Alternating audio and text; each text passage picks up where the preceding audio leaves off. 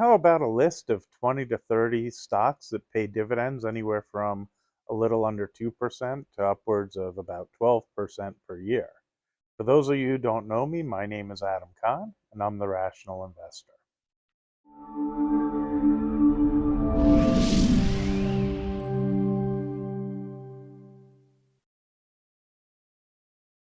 So as I go through the list, please know that it's in no particular order at all. Most of these companies either I own or I think about buying. So they're all companies I do like, but keep in mind, I'm not a financial planner. Don't listen to me. You guys need to make the decisions you want to make for how you want to invest. Reach out to your advisors, or if you manage your own money, like I said, don't listen to me. This is just the stuff I like. I'm not including some companies as well that I like Google and Facebook and Amazon and Apple, and just because, well, Apple has a tiny one, but they're not really dividend stocks. And while I think they're good investments as well, what I hope to do with these is I hope to generate some income and slowly put in more and more so that I can leave the money in the stocks, have the income from the dividends coming in, and either supplement or pay my bills with the dividend checks. That's kind of what I like. Again, these are in no order. If the video is a little bit long, I'm going to talk about what I like and don't like about some of them. Some of them are a little bit risky, even though I think the dividend's good. Know that dividends are not guaranteed. If a company goes through a rough patch or anything like that, they can lower the dividend, they can cut them completely.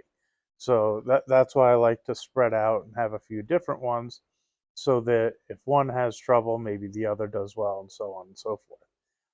The other thing I like is as the world has changed, there there are a bunch of different brokerage accounts that you can open up that don't charge commissions.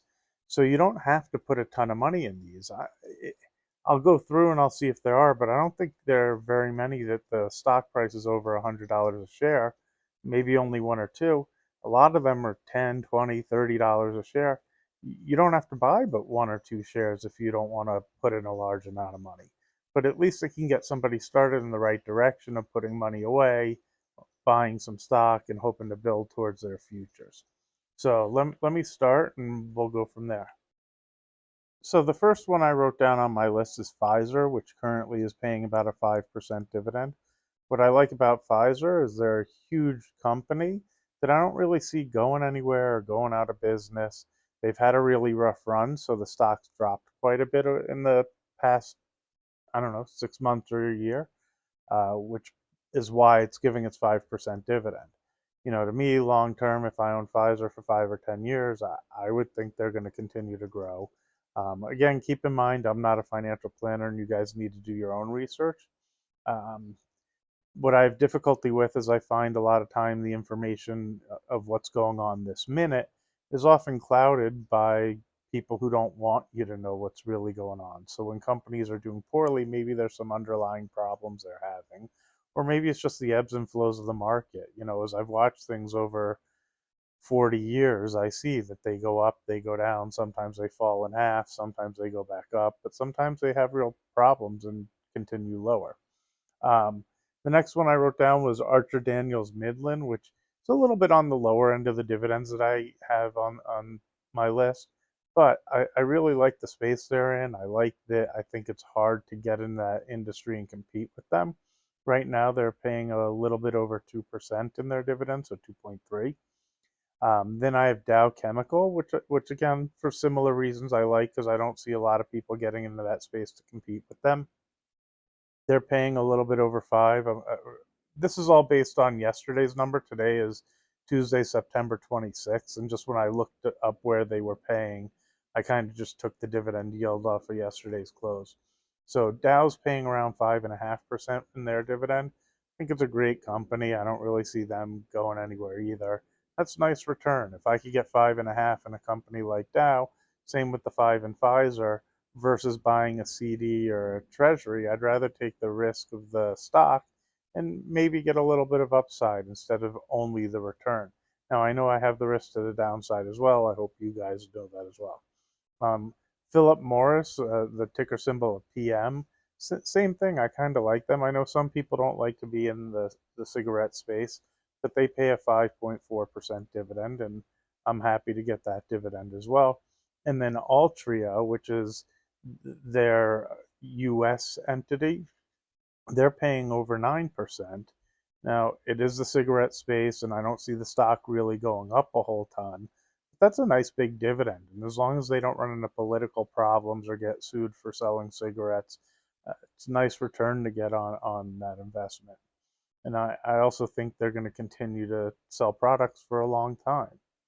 Um, Next on my list, I have a company. The ticker symbol is OHI. It's Omega Healthcare. What they do is they're kind of like a REIT, but they have retirement homes that they do either the mortgage or the leases with the people who run the home. So they're not actually running the retirement homes. They have the real estate on there, and they're getting about 8% dividend. And they've been around a long time, so I like that as well. Same thing, I don't really see the stock price going up a whole ton, but 8% return, I'm pretty happy with. When the stock fell, it's around 33 now, if I'm right.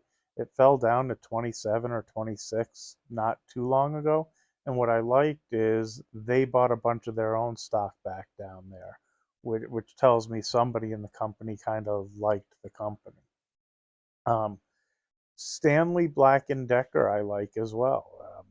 And they're paying a 3.8% dividend. I just think Stanley and Black and Decker make good products. They've been around a long time. Stanley's a really good name in the tool business, and Black and Decker, I think we all know when they came out with the cordless vacuum, the little handheld one that now everybody makes those, but they've got a whole array of products that most of you are probably familiar with. Um, then one that actually in another video I kind of made note of. I've seen a lot of videos on YouTube about it. I didn't want to imply it's a bad company, but I also think it gets sold as this guarantee that nothing is guaranteed. So I would hate to see somebody plow in all of their money into this stock because it gets a nice big dividend, because there has to be some risk. If CDs are paying 5%, anything paying more than that is taking on some risk to do so. So the stock ticker is JEPI, and JEPI stands for JP Morgan's ETF fund. Now it pays a nice big dividend. It's like in the high nines. Sometimes it gets above 10. Again, I think it's a good company. I just don't want to oversell it because I've seen a lot of videos where they talk about, putting your whole retirement income into it because it pays close to 10% and that's good return. I wouldn't want to take that risk on any one thing. The next two I have I'll categorize together, which is AT&T and Verizon. AT&T is paying about a 7.3% dividend and Verizon closer to 8. Um, I think the risk with them is that the market doesn't see a whole lot of upside or future for the companies. I don't know how phone service is going to change over the years. In the meantime, they make good money, they can pay a nice dividend, but I'm guessing somewhere, somehow, they just don't see a lot of growth for the companies, or the stock prices would be higher and the dividends would be lower. Similar to Jeppy, I wouldn't go hog wild in them, but there's no reason I wouldn't feel comfortable putting 2% of my portfolio, 3% into those companies. Um, Next, I have Target on my list. Target's gotten crushed over the past few months. It's at their lows and it's paying almost 4% dividend, which is really good for Target. Same thing, if you're going to own it 5, 10 years, I think it's a good company and I don't really see it going out of business. I'm sure they'll have ups and downs. The stock might go lower from here, but if I'm going to hold it over the next 5 years, getting paid a 4% dividend or close to that to take the risk of owning Target versus putting it in a CD, that's a comfortable bet that I'd like to make, is that I hope Target outperforms what CDs do over the next 5, 10 years. Um, Cisco Systems, I really like them. I think they got forgotten about, and they pay 2.9% for a dividend. I just think they get lost in the shuffle of the names like Google and Amazon and the other ones that are more in the front line of doing, tech companies. But my guess is Cisco's got a good entrenched business with consistent income coming in. And again, if I can get paid close to 3% to own something that I think might continue to grow, I'm thrilled with that. And the next one I have on there is Qualcomm, which I feel the same about, and they also pay about a 3% dividend. Caterpillar I have on my list, they only pay a 1.9% dividend. But what I like about Caterpillar is I think it would be really hard to start a business to compete with them. It would cost zillions of dollars. They're one of the only few, maybe Deere is in the same type of business. But, if you're going to do a construction project, odds are you're going to need a bulldozer and whatever else from Caterpillar. Then I have a few other healthcare stocks, not just the Pfizer. I like AbbVie as well as Bristol Myers, and they're both paying about 3.8% of dividend.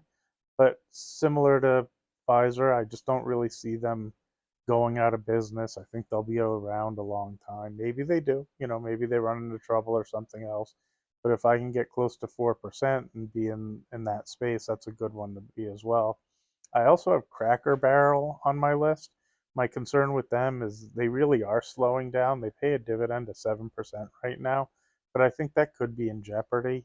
The stock's gotten pummeled, so I'd be cautious with it. 3M's one I had a little asterisk next to as well. Um, they're getting 6% right now, but they've had some real trouble overseas. They even kind of shut down a factory because it was dirtying up the environment, and they've got some lawsuits. Like, they could be in real trouble. At the same time, I feel like 3M is a big company that should be around a long time. I just wouldn't go crazy in Cracker Barrel or 3M because the reason the stocks are at their lows are they're having some trouble. IBM pays a 4.5% dividend. Exxon Mobil 3%. Chevron 3.5%. BP pays 4.5%. Um, Oil companies used to pay better, but they're crushing it and with higher oil prices. And instead of increasing the dividend a ton, they've been doing a bunch of stock buybacks, and those stocks have been doing really well also. Um, and then I have Cisco Foods, which is paying a 2.8% dividend. They're supplier to a bunch of restaurants. They've been entrenched in that industry a long time. I would say they're really well established, and them, U.S. Foods, and a couple others, I think it would be hard to start up and compete with them. They're smaller ones, but they're nationwide and they really have a good hold in their markets. And then in the energy sector, I have NextEra Energy, which is the Florida energy company, and they get a 2.7% dividend. Again, there's some companies that don't pay dividends that I really like as well. I didn't include them in the list, mainly because these are ones that I hope to have income that I drive off of it. So do me a favor, if you made it this long, thumbs up, like, subscribe, tell me some stocks you guys like, tell me what you don't like about ones I picked, and have a great rest of your day.